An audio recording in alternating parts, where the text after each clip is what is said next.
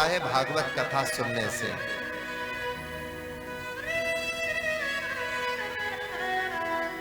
किसी ने कहा कि सुने क्यों?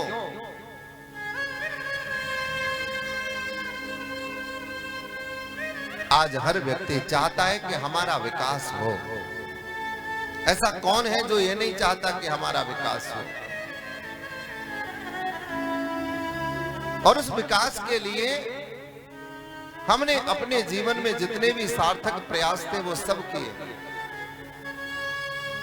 वस्तु हमारे पास में है लेकिन उसका महत्व नहीं जानते।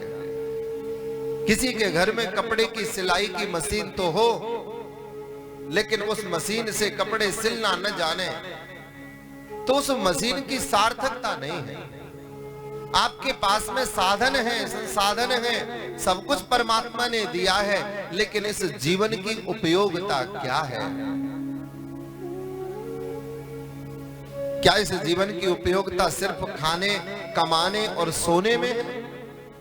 जीवन धन्य केवल अच्छे कपड़े पहनने में, अच्छे घर में रहने में, अच्छे घोड़ा गाड़ी और सारी संसाधन एकत्रित करने में है?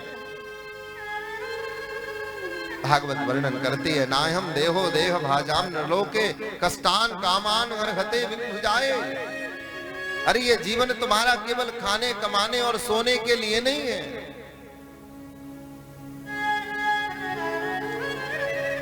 संत कथा के माध्यम से, सत्संग के माध्यम से, अपनी वाणी के माध्यम से हमें जगाने का काम ही करते हैं, इसीलिए कथा श्रवण करी जाती है।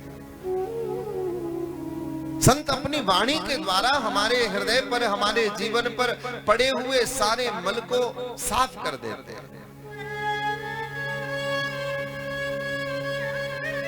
मेरे भाई बहन, आपने देखा होगा जब कुंभ आदि का समय आता है तो बड़े बड़े अखाड़े द्वारे हाथी घोड़े ले लेकर के आते हैं। हाथी घोड़े ले लेकर के आते हैं, उन्हें रगड़ रगड़ करके स्नान कराते हैं। लेकिन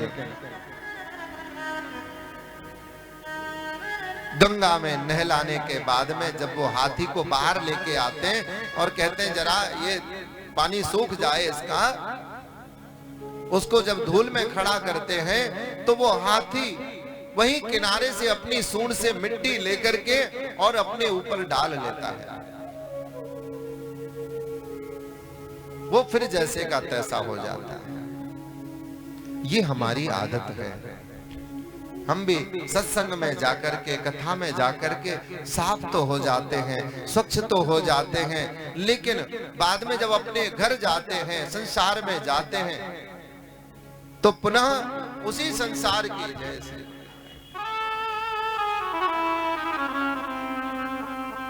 पूज्य भगवत संत स्वरूप हमारे मध्य में विराजमान है।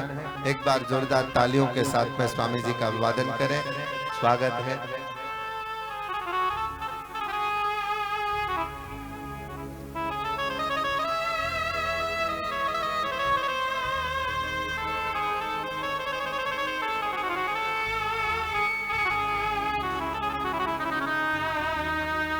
तो संत जगाते हैं, जीव बार बार सो जाता है। फिर संत आते हैं, फिर गुरु आते हैं, फिर जगाते हैं। मेरे भाई बहन, संतों का, गुरुओं का काम है सत्संग के माध्यम से, कथा के माध्यम से हमारे जीवन में मंगल लेकर के आए। इसलिए श्रवण मंगलम, जिनकी कथा का श्रवण करने से जीवन में मंगल ही मंगल होते हैं।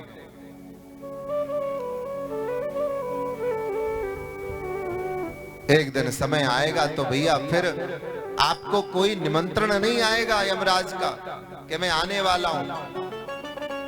समय पूरा होते ही अपने आप यमराज के दूत लेकर के चले जाएंगे, कोई बहाना नहीं चलेगा।